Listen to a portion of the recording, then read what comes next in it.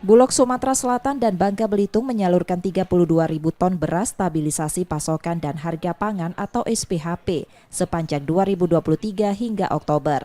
Langkah ini dilakukan untuk menekan kenaikan harga beras. Sampai saat ini penyaluran beras SPHP berlangsung dengan jumlah penyaluran sesuai kebutuhan di lapangan.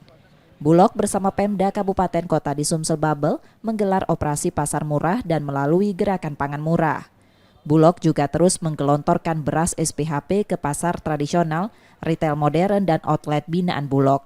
Langkah ini diharapkan dapat membantu menekan laju inflasi khususnya pada komoditi beras. Kami akan terus mendukung program-program dari Pemprov Sumsel dalam hal untuk ketahanan pangan, khususnya dalam hal untuk stabilisasi harga beras. Ya, kita terus pasok baik untuk kegiatan SPHP maupun bantuan pangan yang terus kami gelontorkan kepada masyarakat. Kita sudah mengisi beberapa pasar, kemudian juga ke retail modern, outlet binaan Bulog, RPK, dan juga ke seluruh aktivitas kegiatan Pemda melalui pasar murah maupun gerakan pangan murah.